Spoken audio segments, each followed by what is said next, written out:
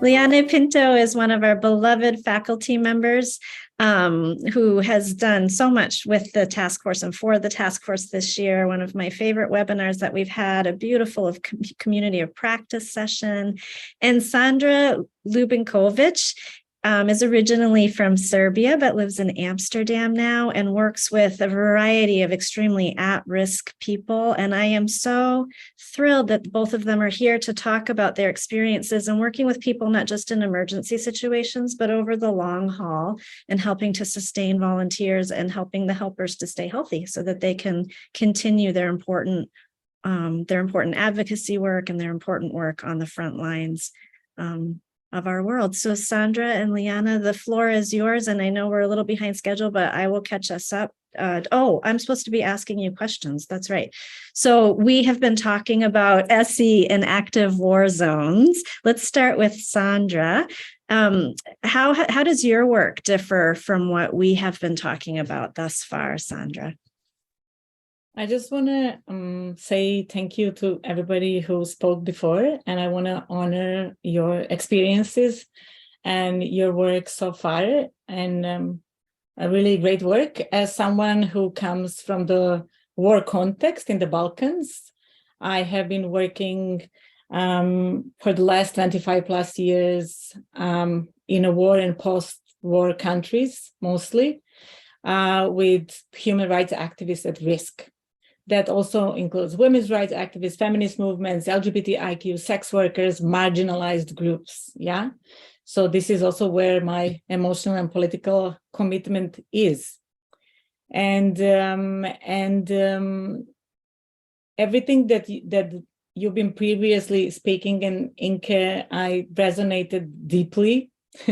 Yeah. So also thank you for sharing. And I think in the last 20 years, we've been bringing together, and I've been holding spaces for women activists, for human rights activists from a different war regions to come together and actually share experiences. Yeah, everything you've been sharing about the war in Ukraine that happened in the Balkans, that happened in Iraq, that happened in Syria, it happened around the planet. Yeah, and each war, yeah, is similar. Is similar. It takes a toll in a very similar way. So there is also a learning, yeah, that there is a lot of wisdom. There is as you were saying, there is also a lot of resilience, yeah, that is not only that we are carrying trauma with us, but there is also resilience in the different communities we are serving or we are working with, right? And now more and more also the climate justice activists, you know, a whole other generation of activists that feel anxious and you know what's happening with the world, and there are all the crises and all the wars that are happening simultaneously around the planet, right? So, and I think that the gift of the communities such as SC and also many other communities and those who are at the front lines and also at the risk, who are holding the spaces also for others, are actually those, and this is my big line of work, is actually supporting those who are at the front lines and who are holding spaces for those, yeah, in need, at risk, who are responding, yeah, the first responders, yeah. And also we know that if this crisis, as also this war, is keep going on, and we don't know where is the end of it, yeah. So we also are learning how to sustain, yeah, how to sustain the energy, how to sustain the activism, how to sustain the communities, yeah, over the longer period of time. Yeah, we also have seen the toll, yeah, we paid, and the activists paid, and the different communities paid in a post-war context, yeah, and the prices we pay with our bodies, yeah, in a longer term, we don't see it right now, yeah. When but the 20 years later, 15 years later, yeah, the effects of war, yeah, on our bodies, or our minds, or our souls, yeah, and how important communities are, yeah, and these genuine connections, yeah, that we can come, yeah, into the communities, you know, where transformation is possible, where connection is possible, yeah, even in the situation where that seems completely impossible, where there is a lot of othering, there are the others, yeah. Yeah. I'm having a hard time figuring out what to say to insert because my mind is spinning just to out myself with all that's resonating inside of me as people speak. For this particular panel, everyone, we don't have presentations. Our speakers, Liana and Sandra didn't prepare purposefully presentations per se. We really want to have an interactive discussion. So please, if you would like to jump into the conversation, and Imka, we invite you to jump back in too. I've got my chat open. You can put any questions or comments there, but also raise your hand icon. We'll spotlight you and bring you into our conversation here. Sandra, I remember when we were talking earlier how you said that friends of yours from the Balkans, that you all survived that war together. Now, suddenly, tumors and cancer, aggressive, that there's physical tolls on people's bodies, and your passion to help people be healthy for the long haul of their activism work really inspires me. Yes, and also I think that there is a lot of the resonance what Imke was saying, but also like we are thinking around how we are sustaining our work and those who are holding spaces for others, especially in the social justice movements, yeah, because it is a political work, yeah, and the politics of trauma and healing of it is deeply political, is deeply embedded, and we are looking for like a longer term transformation, yeah, and social justice is not only focused on individual healing as we learned so far, yeah, but how we are bridging that, yeah, with the social transformation. Yeah, Imke? Yeah, thank you very much, Sandra. I very much resonate with what you're saying, and I think we're facing about the same or very similar problems. And I was wondering, you said you were also talking about like these othering and very different groups and a lot of conflict, and I'm confronted with that too. And very often it's not even possible to work with people from this like human rights context, because war is radicalizing, like it's creating so much fear that people really see enemies everywhere and say, okay, but not with them and not with them and not here and not this. How are you dealing with that? I think that because I've been politicized, yeah, I've been feminist activist and in queer activism for the last 25 plus years, yeah. So we have been working a lot, especially because we were in the Balkans, yeah, what the nationalism brought, yeah, into the context, yeah, and also the othering. So I'm coming from the feminist politics, yeah, of what women's solidarity means, yeah, to us. What does it? Who is the other? So and it also that means how we are making a decision to understand other women, to understand them, not only women, you know, to understand the others in the context of patriarchal system of hierarchies. Yeah, to map me and her in the context of the social discrimination and privileges. Yeah, so that's what is needed, that we learn every day from beginning of who we are emotionally, socially, politically. Yeah, and also to learn who is the other in the context of historical injustices. Yeah, in terms of like Russian imperialism. Yeah, in the region. Yeah, as well as in the context of the, you know, of the women's movement, on the different social justice movements, as you were mentioning, right? So I think that is important. Yeah. So also how we understand solidarity, what does it mean to us? Yeah, that also that ours, whoever ours are, yeah, are not more trustworthy than the others. Yeah. So really, like, it's not also, we are thinking, I think a lot of spaces when we learn around trauma and healing, I think what's missing is this really, you know, political lens, you know, because we this is a political work, you know, what you're doing is a political work. So this is deeply politicized. We cannot exclude ourselves from that. Yeah. So, and that also that consciously every day we do choose compassion, to have consciousness about others and ourselves. Yeah.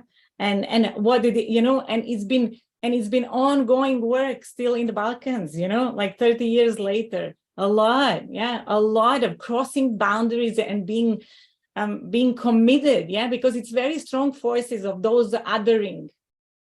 Yeah, us and others, that is so strong. Yeah, and there you know, and we are constantly talking in our somatic circles, but we are, you know, we are having this inherited need for connection as mammals, right? But also we are deeply socialized and politicized. So we have to put ourselves in a context and make conscious commitment, yeah, that there is, that, you know, that this other, yeah, to find the other, yeah, that are no longer, that is no longer excluded or left alone, you know, in their pain, and neither am I.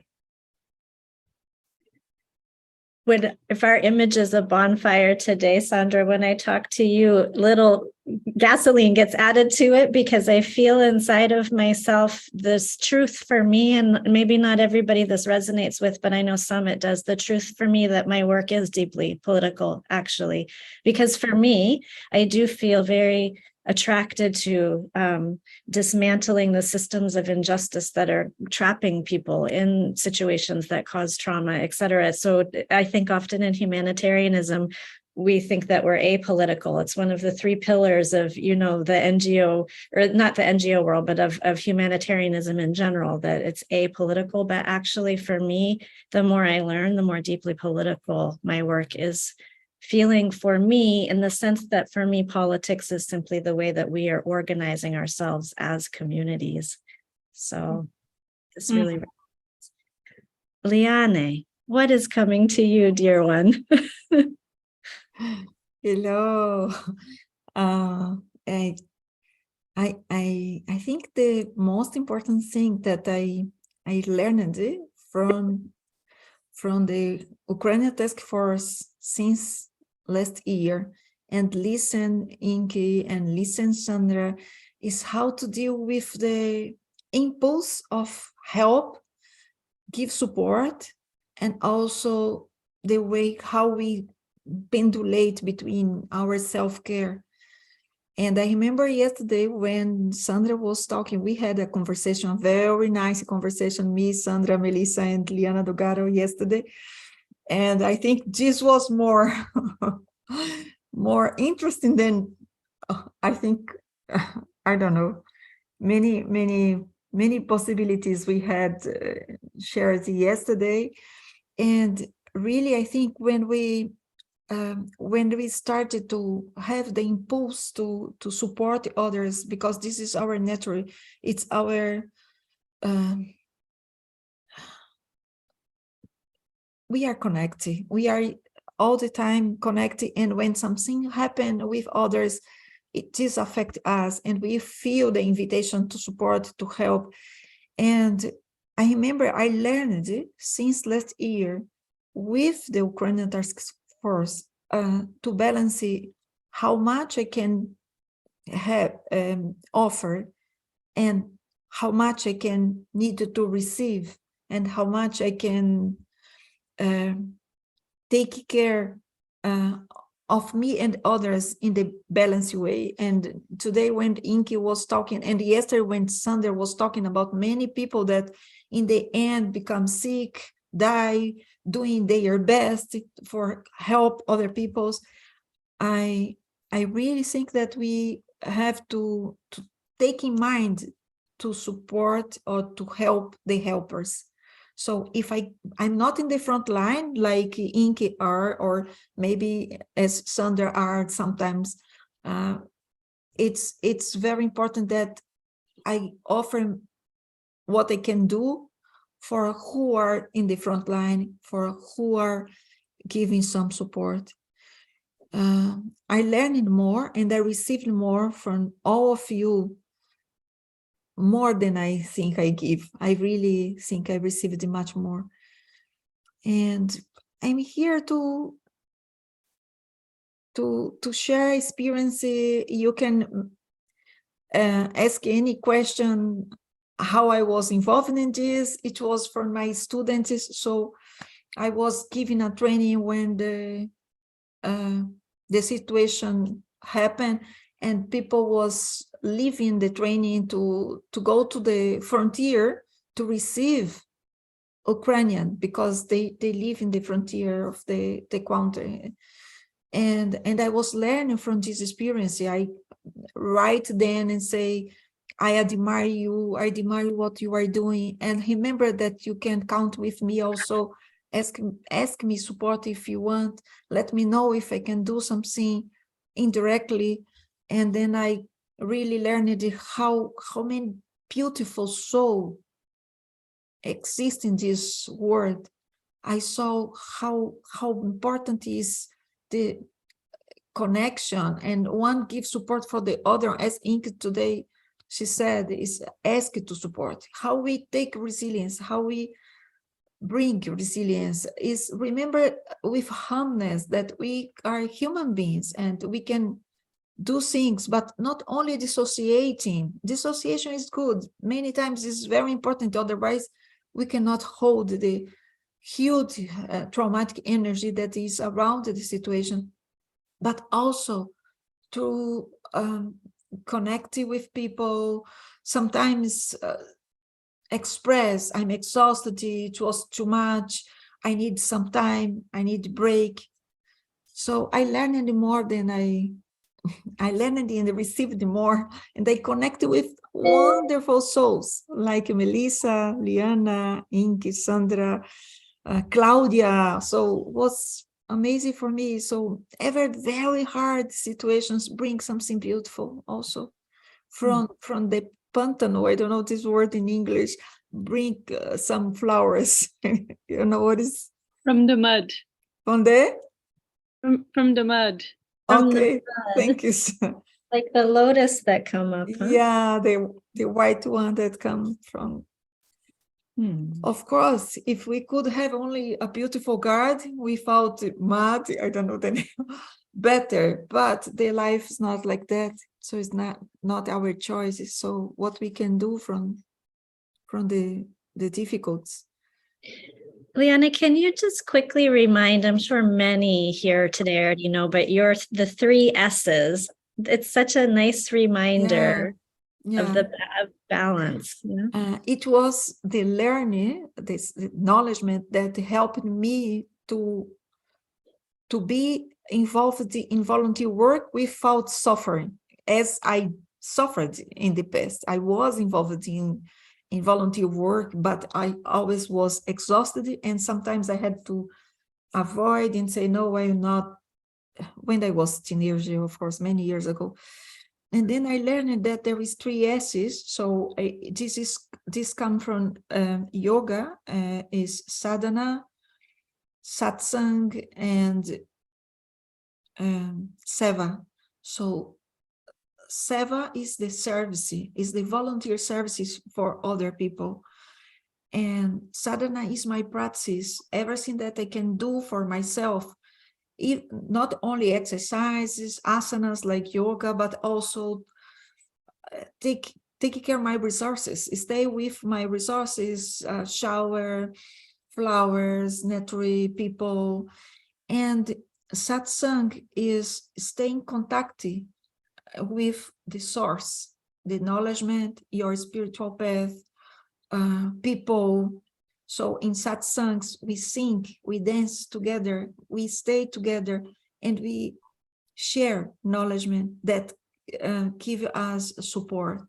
So we could use other S's like self-care, service, and social connection also. And this also is 3 points that help us to stay as volunteer in any volunteer work without be broken or burnout. After you shared that in our webinar, I had people emailing me, because Liana shared this, one person said, I actually am going to charge for services that I had volunteered, but we had a little money set aside because I need to I actually am in financial need right now. So I'm going to, and for me, it gave permission. Right after that, I accepted an invitation from a friend to go out for dinner. I feel like I have to go all the time sometimes, and I can't stop for myself or stop for social engagement. And you help me remember that this is a balance and we need all 3 approaches to remain healthy. And Imke, you taught me something about overcoupling, and there's a war, and there are all these topics that I'm helping with, but it's not I have to decouple my guilt from it and be able to step back and care for myself, or I can't take care of others, which for all the SCPs in the room, you already know this, but it's a good reminder. perhaps. And we need to do this, because from all of this, we can create inside our systems more oxytocin. When I help people, I have more oxytocin. When we socialize, we produce more oxytocin. So this is situations that produce oxytocin, and it's health for us. Imke, did you want to follow up on any of that? And I'm going to bring Beth Cole into the room while you're talking, because she had a question too. Yeah, I just wanted to say to what you said, Melissa, for me in this year, there was like a paradigm change paradigm shift when I understood that like self-regulation and taking care of myself is not something for myself, but it's my responsibility towards my participants and clients and colleagues, because I can only work at my best me when I'm regulated. So I need to regulate. I need to enjoy these resources. This is not something like before. I was very much this, okay, if you do this piece of work, then you deserve a break, or then you can take a shower, like a shower as a resource, which you can only access after finishing your work. And I think this is a very Prussian thinking that you have to deserve, like that you have to earn everything you're doing. And I think I'm now trying to enter it from the other end. So only when I resource myself enough, I can actually let myself work and let myself work with people. And I see that Beth is there, and welcome very much. I just have if there's time later, like a tiny little question to actually Beth, Liana, and Sandra. What are in your work, what are the challenges you find most difficult? Particularly as Sandra is also working in a very similar context as I do. Thank you. Sandra, would you like to answer that and add anything else that's brewing, and then we'll listen. Yeah.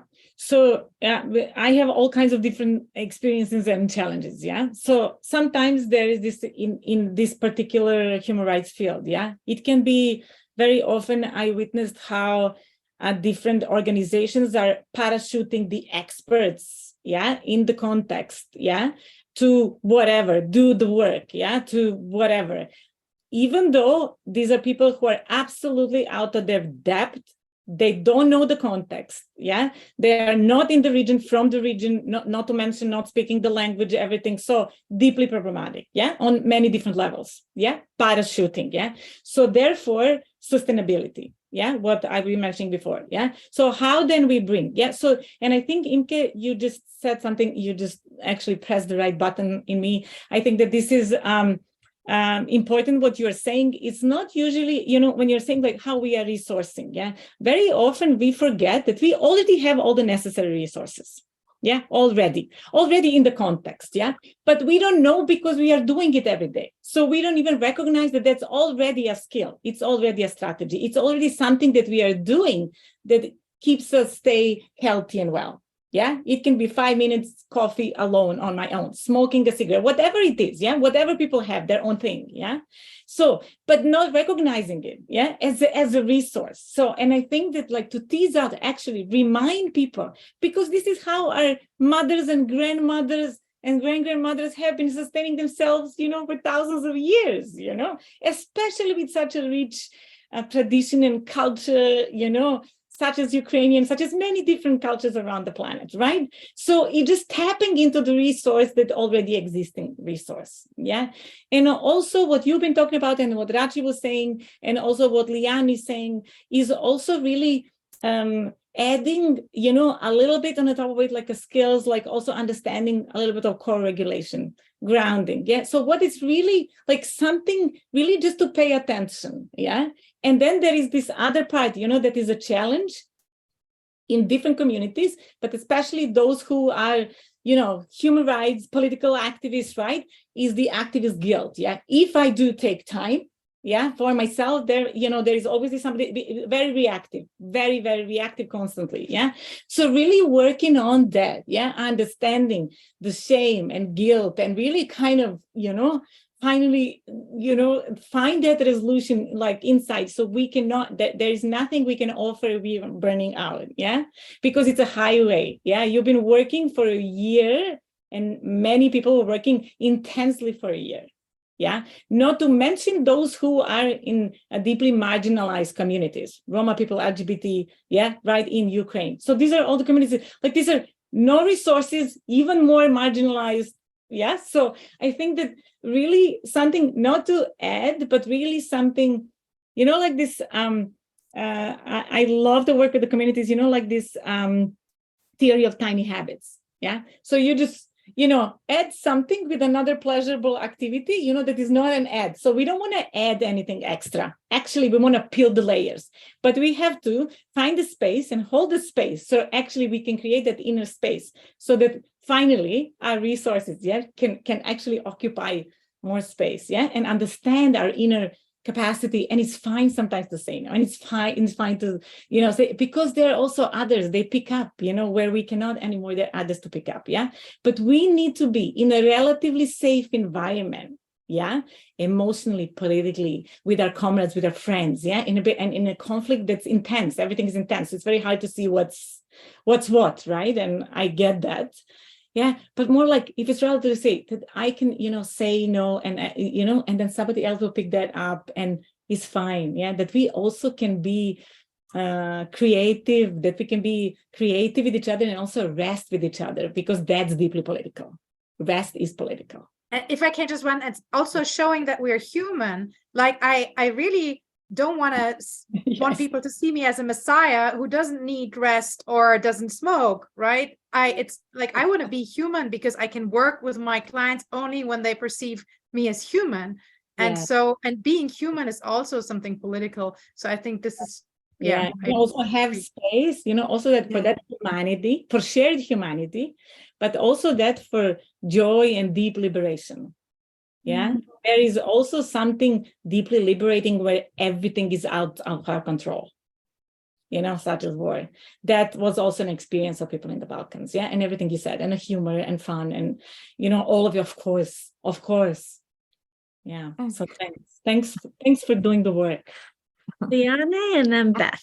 I would answer the question that Inky did, and somehow the answer is there. When you asked what was the challenge for do what you do, you answer when you, in your speech, when you talked about the boundaries, I think the most challenging for me was recognize when I had to stop, when was too much, when there was with inner space really to do, or when I was jumping to as a Salvador to help people without recognize, can I do this now? I'm ready to do this now. I have space. I'm health enough. And this happened with me. There was a moment that I really recognized that what was too much. It was in the pandemic. So I was I needed to take care of me. I needed to take care of many students. I needed to take care of family members. And then I was jumping many volunteer work in Brazil and in different places. And I was say, okay. And then I realized that I was, okay, not so grounded. I was sometimes losing some appointment and said, okay, I'm not okay. Let's come back, let's turn back. So I think, as you just said, we are human beings. Doesn't matter if I'm in faculty, if Peter Levine is the master, if all of us, we are human beings. And before be therapy, psychologists, faculty, we are only simple person with needs, normal needs, and limits also. We have our limitation. So I think the big challenge is really deal with time. We know that trauma is lack of time to orienting ourselves, time to respond, time to discharge. And trauma is also because we give not time for this simple resource in our daily life, simple time observing ourselves, and stretch the time. Doing what you just said, took the coffee, but smell the coffee before. Try to connect with the coffee and remember the huge help that we received to have this coffee, because thousands of people worked in order to drink a little bit of coffee. So if I connect with the coffee, remember that I'm connecting with thousands of hands that plant or take or sell or did the coffee. So then I connect with the whole planet, with the whole body of humanity. And then it'll be easy to remember that we are not alone. We are a big, big family, and we have support in every place, everywhere. And this is amazing, be here. This is the reason it's amazing to be here with you. Latte Liana just made my resource of a coffee even more meaningful. Now. Beth, we have just a couple of minutes left, but what's coming to you as we're together? And you're muted right now, friend. Okay. Am I still muted? You're good now. Okay. Yeah. Wow. So I think my challenge and my question are all wrapped up together. And wow, Sandra, you made me cry when I was listening to you talking about 25 years of work in the Balkans. A lot of us cut our teeth in the Balkans. So it's very familiar to me. 25, for me, it's 40 years. And I had 35 years before I was an SCP and learned about SE, and then this time afterwards. And it's been such a profound difference in the way that I can be in the work.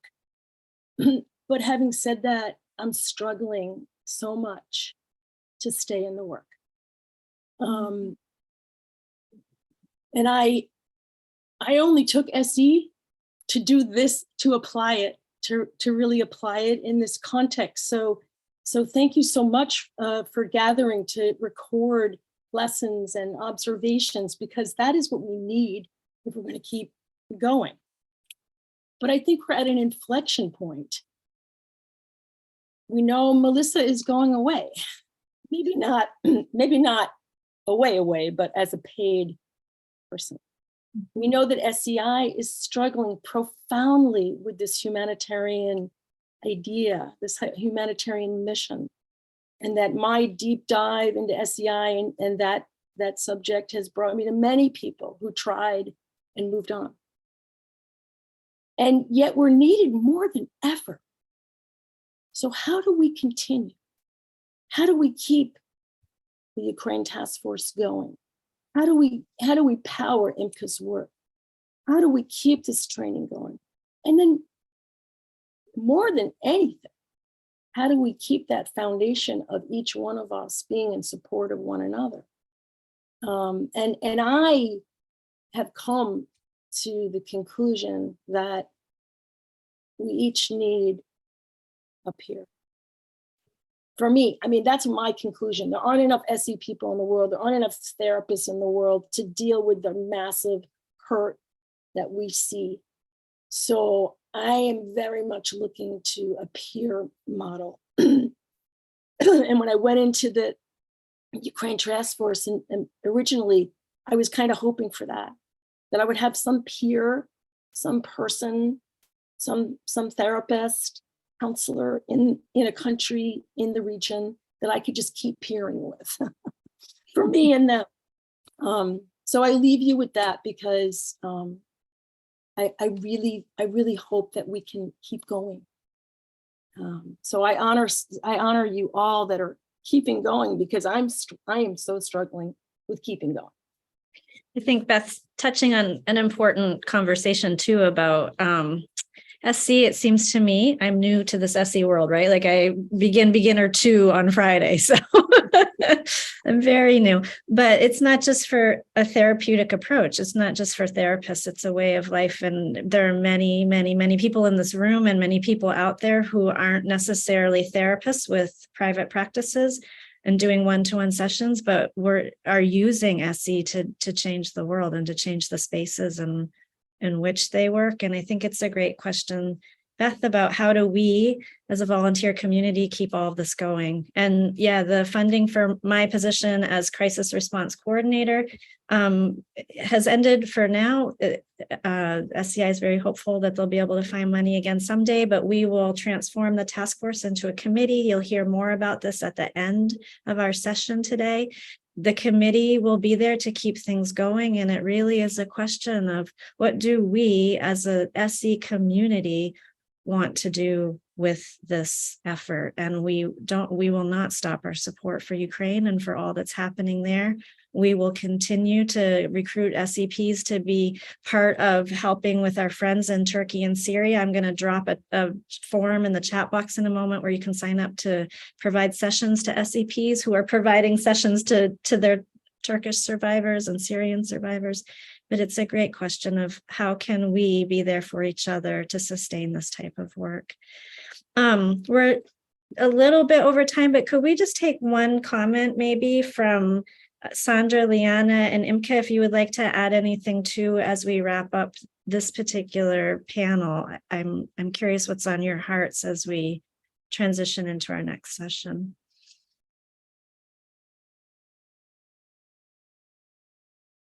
Can I add something? I think it's something that really I learned also with your help, Melissa, and the group, is every time that we give the support or that we open a space for volunteer work, it's very important to focus in the relief, not in the pain.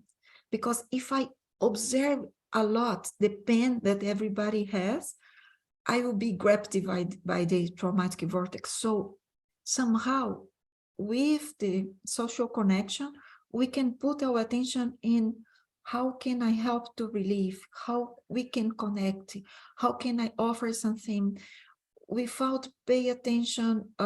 When I say pay attention, maybe it's not the best word, I have struggling with English, but not focusing the trauma itself, but in the relief, in the timeline, in the filtering, in how to relieve, how to get out of this, and how I can follow these people in these situations with the intention to have lack of pain or less pain and more support. I don't know if it was clear. It was, yeah.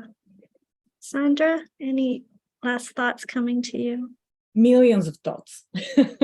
I have millions of thoughts, but I'm just going to end with one. And thank you, Beth, for saying. And I think it's like also you are modeling the vulnerability in a space that is not small and cozy. So I appreciate that. And I think it's important what you're saying. And I'm echoing that. And maybe we find ways to really find each other. And I think that there is also one of the spaces that Claudia will share later about really resilient space. It's for the practitioners, it's really for, I think it's important space. And I just want to amplify that. And another thing I just like, I just have a deeply one echo in my heart from one of my favorite teachers, Marion Rosen, who's a pioneer of somatic work. And I'm a Rosen practitioner as well, who said, in each and every person, there is a part that is whole and unbroken. And I want to remind us that we all have these parts and we are shifting attention to this part. Yeah, no matter what, external circumstances, no matter what. So I'm just going to say thank you, everyone. And thank you for the wisdom and guidance and sharing and resonance and love and vulnerability. And I really appreciate this space. And again, I'm very grateful for this opportunity to meet all of you and to resonate, to co-regulate. Thank you. Can you say your quote for us one last time? In each and every person, there is a part that is whole and unbroken. Yeah, thanks, Sandra. It's difficult to say something after you said something so beautiful. However, I would also like to connect with Beth and say thank you. I feel that, creating community resilience in the SE community and and supporting all these political activities in the fight for social justice and human rights is really important. I have the feeling that I'm losing interest in things when I can smell that there's like hierarchy and power struggle and somehow like these impact things around, because I've lost so much energy during my life, especially when working at university, in these power struggles, and I'm just tired of it. So I think we should keep in mind that we really have to stick with what the colleagues said and stick with our humanity and vulnerability to create a community, a resilient community beyond all kinds of power games and power struggles.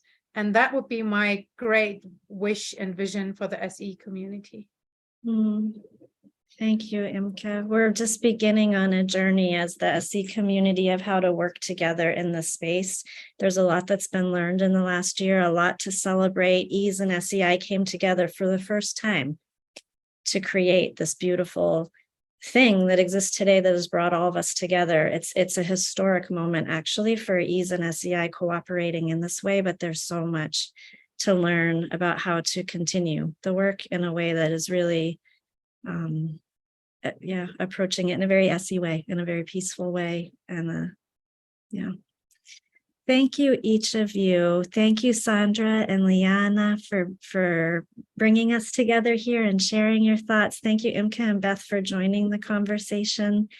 We are going to transition now to a wonderful conversation with Elspeth Horbati. We can go ahead maybe and spotlight Elspeth, but while we're getting organized, we don't have a formal break, but I invite you to just stretch with me for a moment and take a deep breath.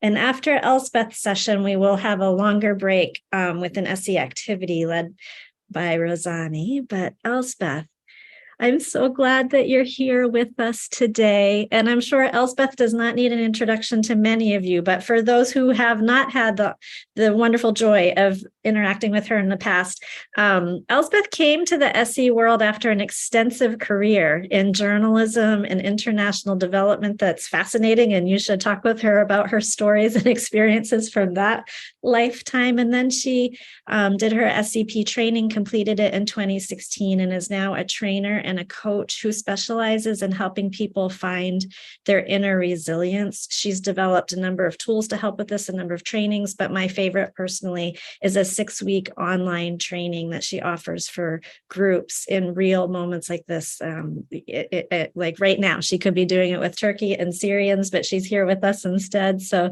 Elspeth, I'm really excited to hear your comments today. Thank you for being here. You're muted still. Thank you for having me here. I'm having a little cold, so I sound a bit like this. I'm sorry. It's not my usual voice. And I really, really resonate with what Beth was saying about that we should have a community of people who've been working in political activism. And because that was also the reason why I joined SE. I come from another world, and I hope you don't see me as a parachute, but I come from, I'm from Switzerland, but my political activism was in Central America during the war in the 70s and 80s. And I had been looking with a group of women for tools on how to overcome trauma in a place where every 30 years there has been a war. So it's a bit similar to Ukraine, but of course it's different. I became SEP in 2016, which was basically almost together with my retirement from my professional life. So I had time and a little bit of money, which is what helps when you are in Switzerland, right? And that time, 2018, at the beginning, the people from Nicaragua were contacting me because there was a very bad repression going on, similar to what you might know from Belarus. People were being shot on the street, arrested, and so on. So they asked me if I could come and help them. Come was out of the question because they would not let people in or not even have a meeting. So we were thinking over and over again, and we thought we might try out this new tool called Zoom. And we knew that Zoom, you know, I learned it from the MIT in Boston. I did a organizational training there for free with Otto Scharmer. And I just learned how to use this, and I was fascinated by it. So we decided we're just going to go ahead. And my colleagues in Nicaragua, they were very much, they came from human rights and women groups, women activism, and they helped me to set up a program, because they said one thing is your input and the other thing is what we can learn together. So I want to share with you what the end result was. It's okay to have a PowerPoint, just so you can. Yes, I think we just have to make you a co-host so you can. It's okay. Beautiful, I see it. So, okay, I make it big. What was our approach? My colleagues in Nicaragua were very much involved in trainings for women. And so the idea was to give information how our body reacts to stress and trauma. And that was the result, that you having a normal situation or a normal reaction to an unusual situation. And only that already gave us the possibility to feel a little bit calmer. It's not that I'm crazy, that I cannot sleep. It's the situation that's crazy. So that was the structure. 1 week information. Training would be, how can I self-regulate? How can I be aware of how I feel? And a few things I can do, like to make me feel a little safer. I had somebody said to me, never say you're safe, say you're a little safer, because when you're a little safer, we all know this from SE, we can start to think again. And then we did a peer-to-peer support group during the week. They would meet either directly or online, where they would self-reflect or journaling, and then exchange amongst the participant, and to find out what was their personal and their group resources. So we did this for 8 weeks in Nicaragua, and the theme were very similar to what you were talking about. Like, one was introduction, which would be how we react to, and like how is our nervous system, autonomous nervous system set up. Then the next one would be, what can we do to feel a little bit safer, and why is it important to feel a little bit safer? Then we did the other module was to say how to help without getting too exhausted. That was also. Then again, what Imke was talking was to say how to deal with very big emotions, like one of losing friends, losing people who had to flee away, who were dying, how to deal with guilt of not being able to help them. Then also I introduced a module on what trauma does with organizations, because I have this from Medica International. They have a training on this, because we realized that trauma also creeps into the organizations. They can start to split up. They can, like when we say there is no trust in trauma, we can also feel that there is no trust in an organization anymore once you start to be under a lot of stress. And then we also did the theme of non-violent communication, because that was like the idea of how can we talk to each other again. That was like my focus. What was needed to do this is actually very simple. Let me see. Oh, I go here. It's an organization inviting participants, you know, like a human rights group, a human women activist group. We need to have access to internet connection, either by computer or by cell phone, in places where the organization didn't have, where the people did not have money. The organization was actually paying for the time people were staying connected online. And then the participant had to be willing to form small crews to support each other. And I had the feedback that sometimes people had to run up a hill or go climb a tree to listen to my stories. The goal of this was actually learning what is happening in my mind and my body when these things are, these turbulent times are happening. Learning simple exercises to regulate my body, elaborate my own resource. What is good for me? External, like meeting with people, meeting with nature. Internal, maybe praying. Also my family history, Imke was mentioning this, my family history, that was always because of these countries have been to war so many times. It was very important. How has my family survived? And then, of course, cultural resources, where today singing was mentioned, but it's also to make music, to listen to music.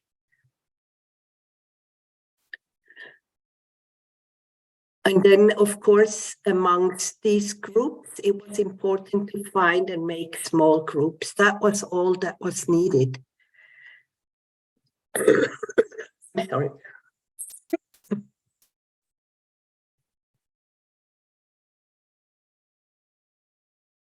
So, did it actually work? I tried to give points, like how do I feel today? Beginning and at the end of each module, and then at the beginning at the end of the 6th module. So, I mean, this is not a scientific evaluation in terms of measuring whatever parts we have in the brain, but it's a felt sense, which is also important. Most participants showed an increase for well-being at least 2 to 5 points out of 10. Symptoms had been alleviated. And I asked people for what was the most significant change. When did this change happening? And most of them felt that I learned to control my fears and to listen to myself. They felt there were no limits and that it's possible to achieve things even under these circumstances. We did the same thing 6 months later, and people were still doing the exercises. I developed this by myself. I will show some other things later. Because I had the time and I had the heart. It's still moving for me to talk about this. And as Imke was saying, I come also from a background of trauma. And I had the heart to develop something, despite the fact that people were telling me in the SE community, you cannot do SE online. Don't do this. This is dangerous. And this is what motivated me to do an evaluation.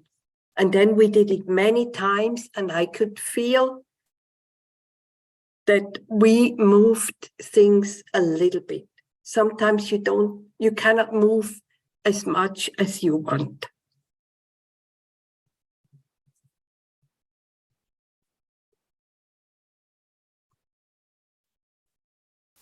So what is the experience for supporting people in turbulent times?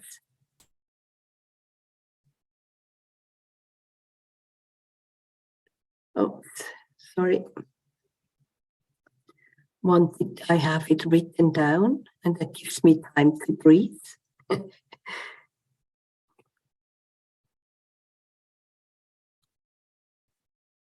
Okay. Your time. Yeah. Mhm. Okay. So what was our learning? I did this training maybe about all in all 20 times in Nicaragua, in Haiti, in Guatemala, and in a smaller scale in Nepal, in the Philippines during COVID time. So what we found out is that the intervention has to be as fast as possible. Like I assisted a group of refugees here in Switzerland 6 months after they had arrived here. And I felt that I could really feel how they had hardened. Nobody told them that there's a normal reaction you're having, right? So it was far more difficult to work with them. And the intervention has to be very simple and clear.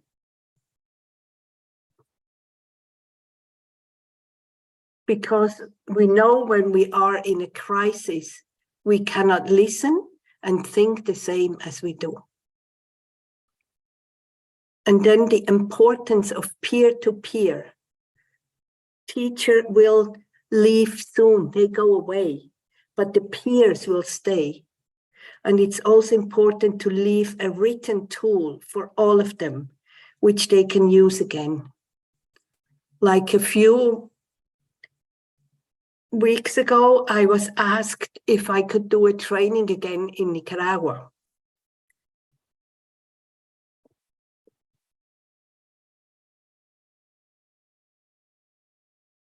For some reason, I come on a list where I'm non grata.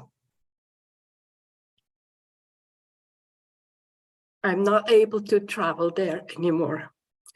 So it's important that people still have the tools where they can do it amongst themselves.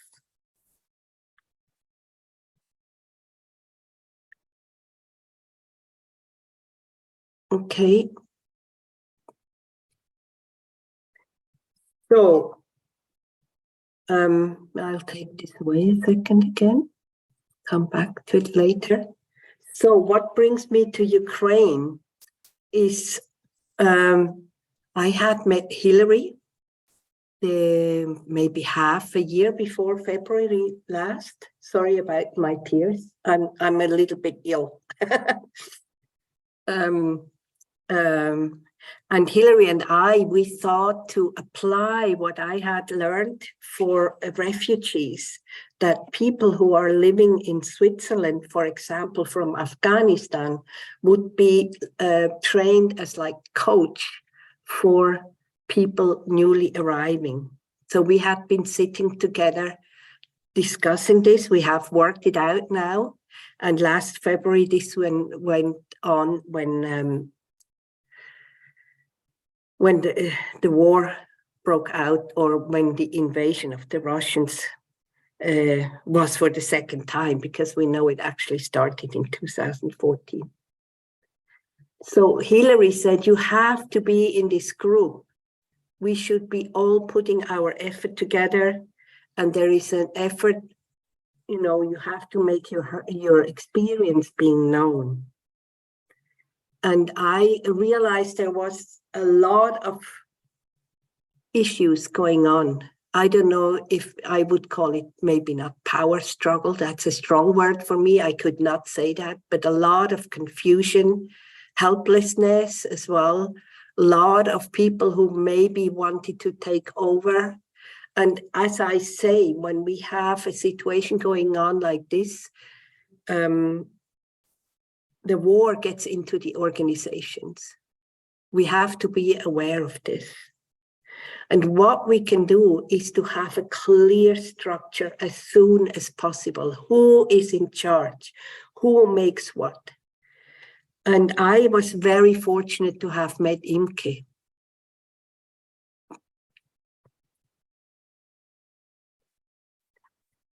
I have a friend who said, look on this website, Libereco, it's a NGO from Belarus. There is somebody doing something like you do, SE, Imke. Oh, and so I wrote to her and somebody had told her about me. So we met, I can't remember, Imke, it must have been June or something in the summer in Zurich, where we shared. Oh, and it was so poof. We had exactly the same ideas. We did the same PowerPoints even. So yeah, my contribution was with Imke to do this 6 weeks course. It was not 8 anymore. And now we're doing it again for midwives or doulas in Ukraine. So what can I say is the learning from my part is to have the intervention as early as possible. The best option is even prevention for human rights groups, for women groups, social workers, caretaker, first aid staff, whatever. It's not possible because it's too expensive or too long to have the whole 3 years training, right? So we can do it maybe in small courses, train the exercises, establish peer-to-peer support. Okay, what I still have. And I wanted to share this. What could have been done from my point of view for Ukraine from the SE community? We had Ocean Aid or Scope. We had a 3-day training, a wonderful training, which is done by the Community Resilience Model, Elaine Miller-Caras. She's doing it all over the world. We had the 6 weeks training for me, and we had the 3-year trainings coming to become a somatic experiencing practitioner. So what is SEUT choose to do? Is 1, no, not 3, sorry, 1, and 4. Yeah, and on top of that, there was like direct support with translation and also 90-minute seminar with, for example, with Liane did. Okay, and here is, I feel something got lost and I would love to keep it up again. Thanks very much. And any questions?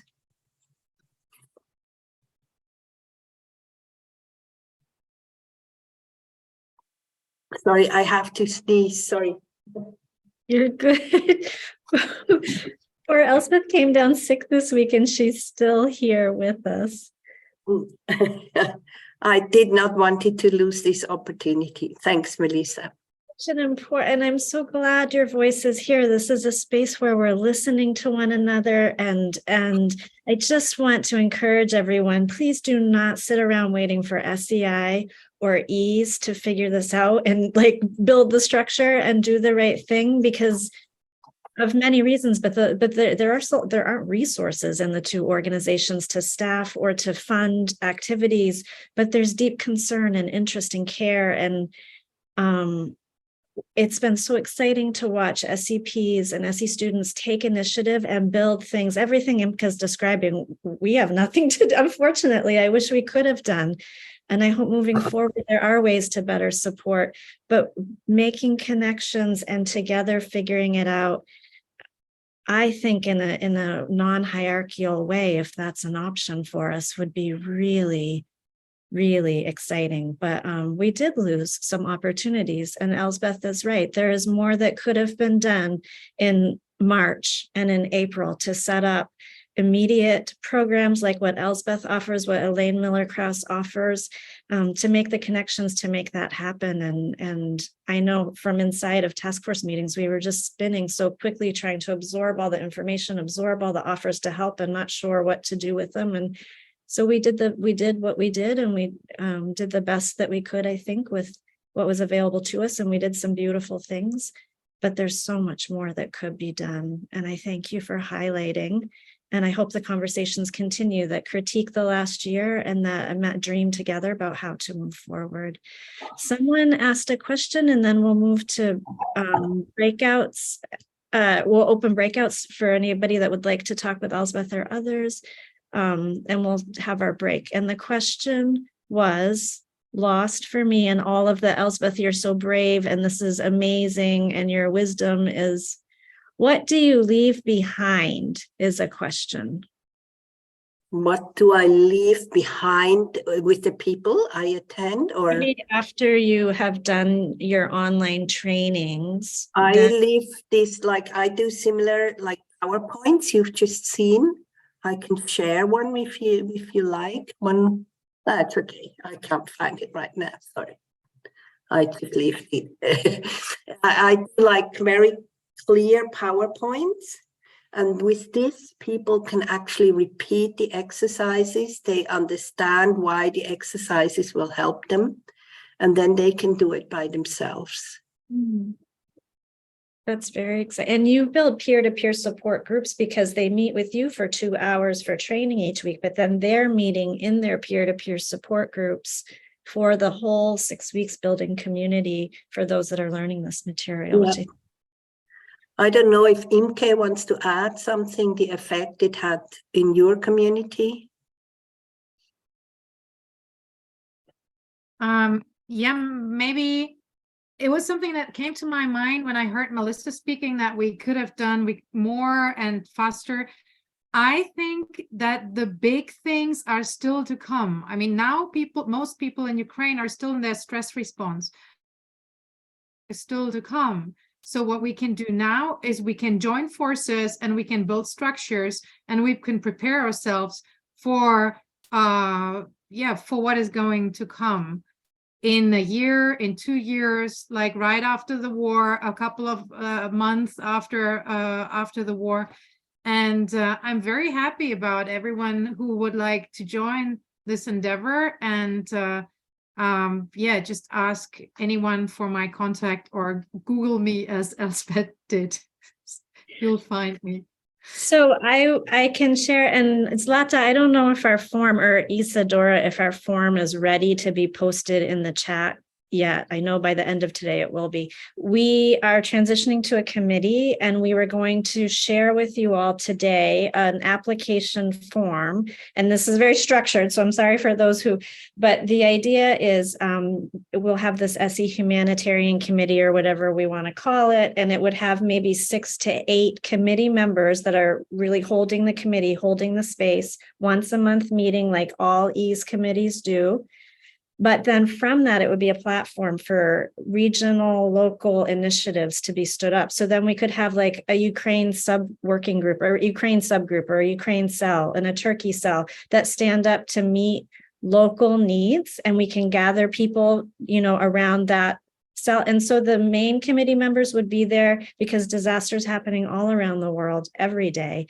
So the main committee would stay in place, and then we could have subgroups where you can become part of that working group that's really helping in a particular situation. So if anybody feels on their heart to help stand up something to work with IMCA in Ukraine, or if somebody wants to work with Defna, was here with us earlier from Turkey, then we could have a subgroup that is then linked back to the committee, which is linked to EASE and SEI and the resources there. We'll talk more about it at the end too.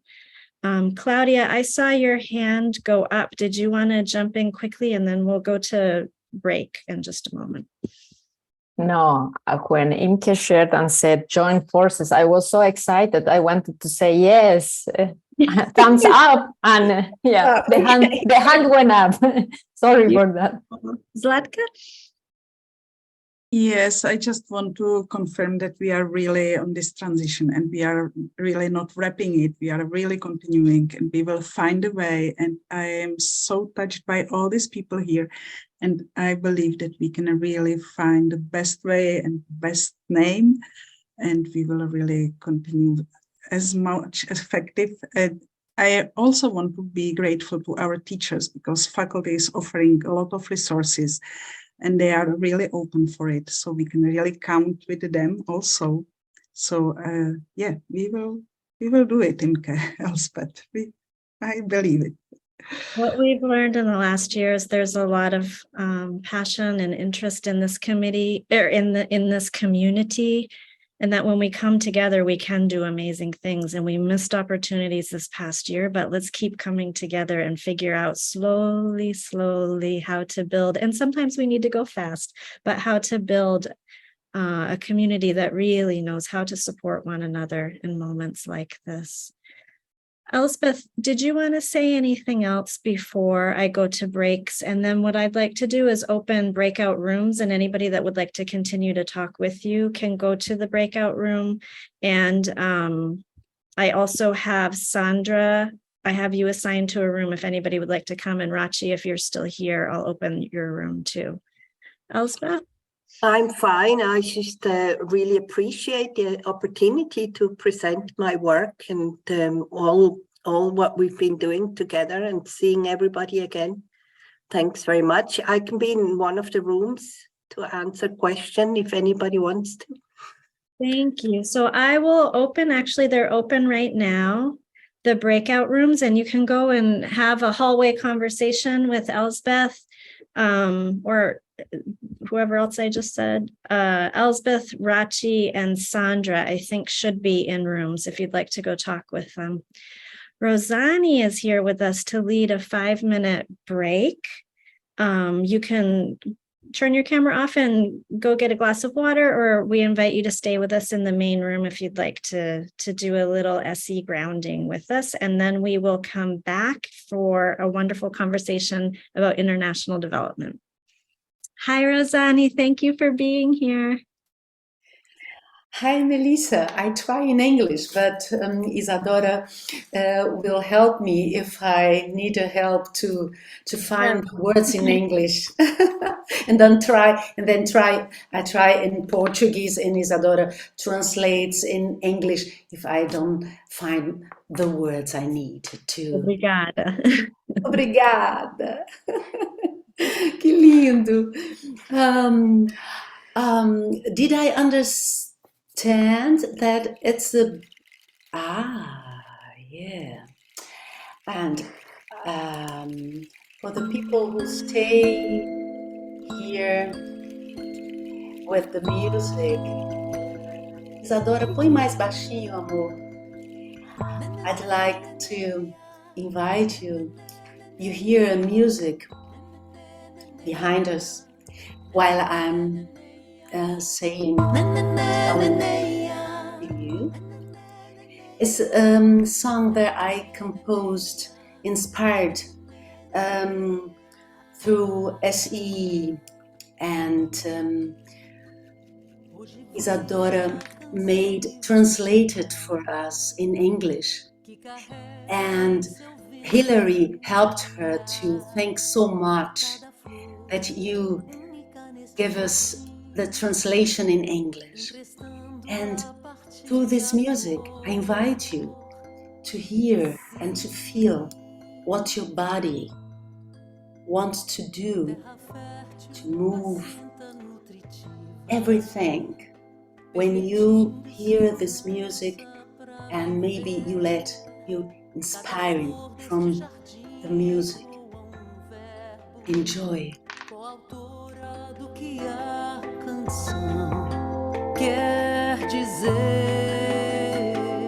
Pode pôr mais alto, meu amor?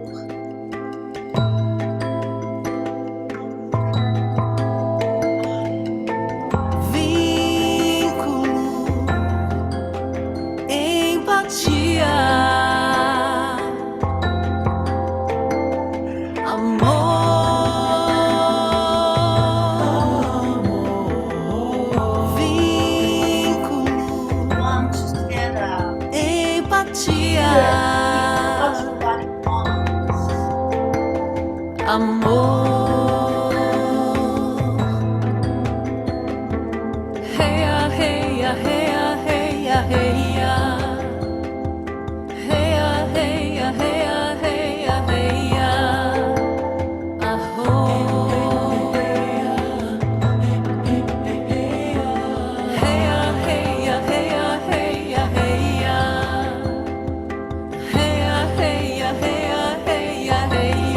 And sometimes we don't understand how God is wanting.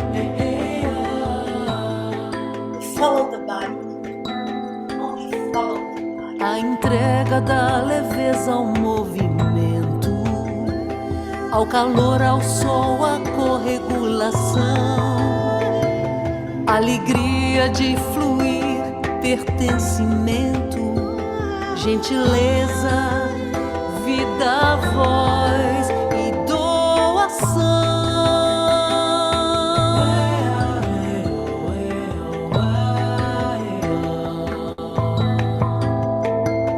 Percebendo os limites, a presença, curiosidade abraça compaixão.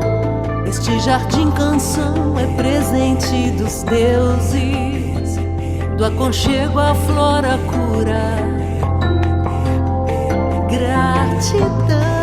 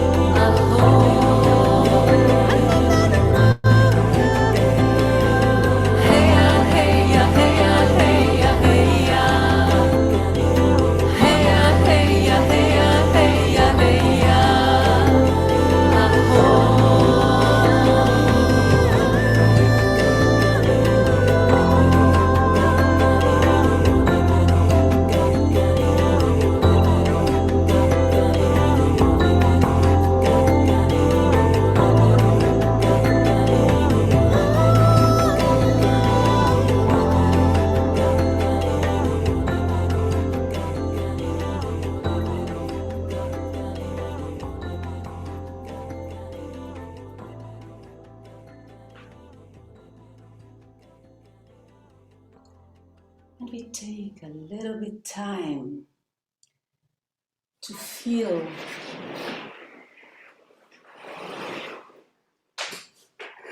what has changed.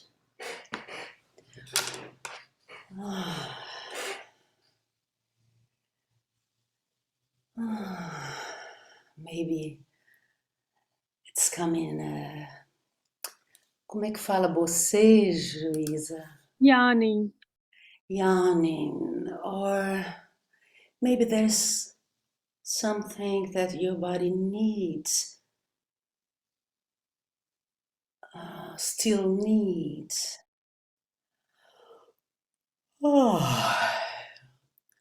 And maybe comes voice.